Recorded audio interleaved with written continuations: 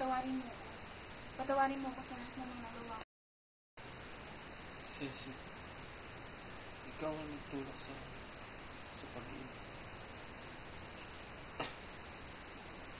Dahil sa pambabagot mo sa akin. Labis ko nang pinagsisisihan ang lahat.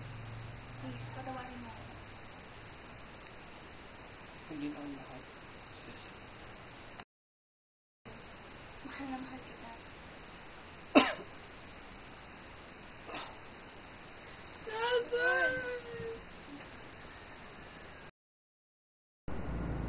Sa pagkawala ni Jeff, naghirap ang buhay ng mag-isa. Ginamit nila ang natitirang ipon ni Jerry upang makabili ng tricycle. Ngunit hindi sapat ang kanilang kita upang tutukan ang pangangailangan sa araw-araw.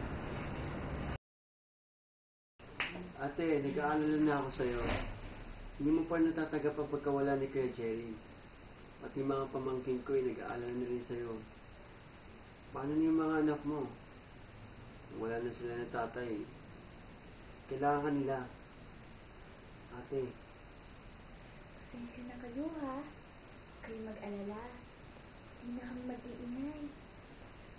Ate, sino kinakausap mo? Kamaingay.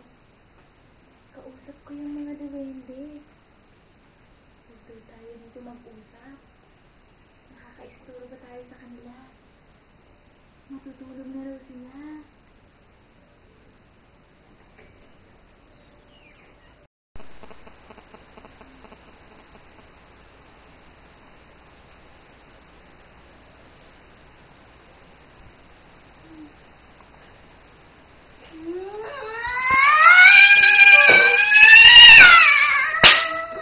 Maraming mga araw pa ang lumipas ay patuloy pa rin nagpapakita si Cecil ng ganitong mga sintomas.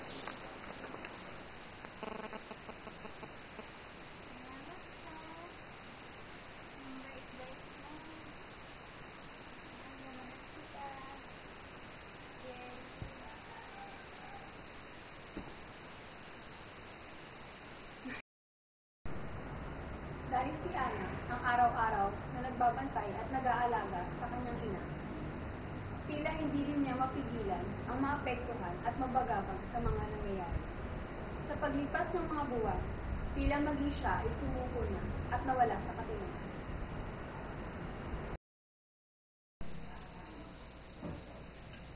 Kain na po kayo, Nay, para po lumakas kayo. Ayun!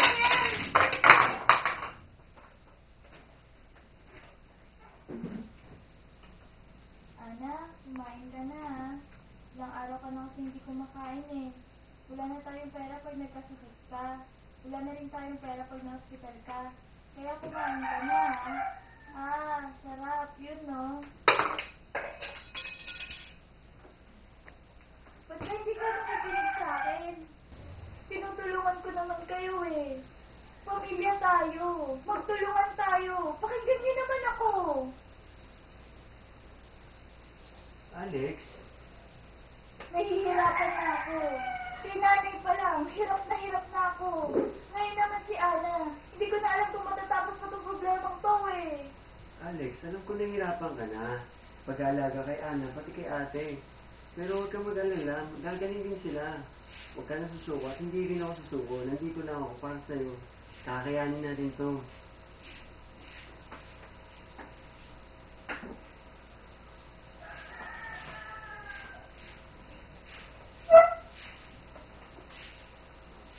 Pasensya ka na ha. Pasensya ka na kung nahawa ka sa akin.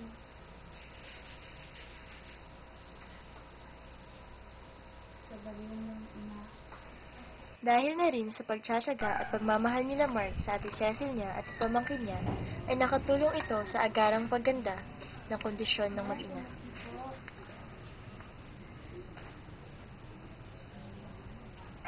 Salamat ha. Hindi niyo ako pinabayaan. Alam ko sa sarili ko na mahirap alagaan ang anak ko sobrang sa inyo. Mahal ng heart ko. Mahal na mahal din po namin kayo, Nay. Pangako, hindi po namin kayo iiwan. Saka alam ko po, magiging maayos at magiging magaling din po kayo ni Ana. Magiging masaya at mabuti po ang buhay niyo, Nay.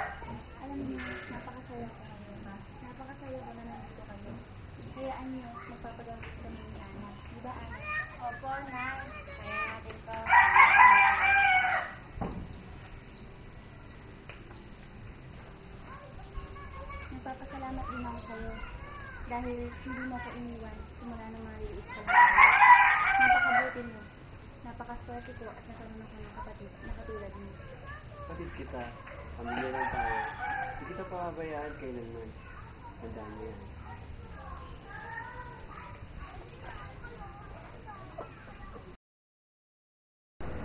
Dalilitan, ang kinamulatan nating pamilya ang siyang nagdidikta kung paano natin pakikutunguhan ang ating asawa at mga anak.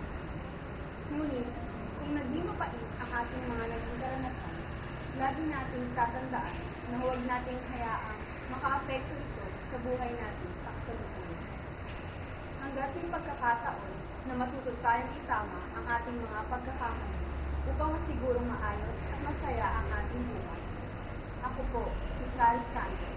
Salamat at hanggang sa muli, mga kapamilya. Ang tangi lamang magagawa ng mga taong nasa paligid nila ay pakita na sila ay mahalaga at hindi sila iiwan gaano man kahirap ang sitwasyon. Bilang paglalahad, ang naranasan ng ating letter sender na si Cecil ay isang sakit na tinatawag na schizophrenia. Ang schizophrenia ay may dalawang uri. Ang una ay ang schizophrenia undepreciated, kung saan hindi madaling matukoy ang mga common manifestations nito. Ang pangalawa naman ay ang schizophrenia paranoia. Ito ang common sa mga tao at ito ang tinatawag na praning sa Tagalog o pagiging suspicious. Pero hindi lahat naman ng suspicious people ay matatawag na schizophrenia. On the other hand, naranasan din ng ating letter sender ang isang denial situation when her husband died.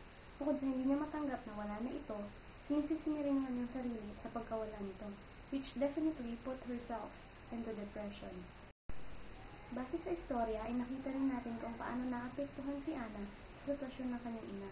Kagaya ng kanyang ina, ay naapektuhan din ang pag-iisip ni Ana, and that is really possible, since silang dalawa lamang ang naiiwan madalas sa bahay at walang ibang makausap.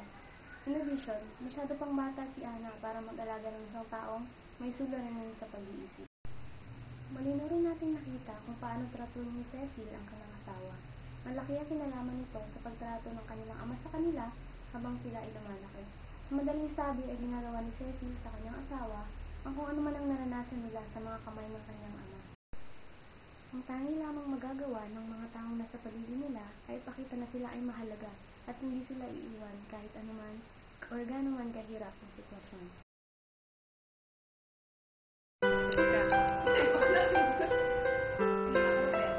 Ay, Tess. Ulit. Maaalam mo kaya ang sumpa mo sa akin na ang pag-ibig mo ay sadyang di magmamahal.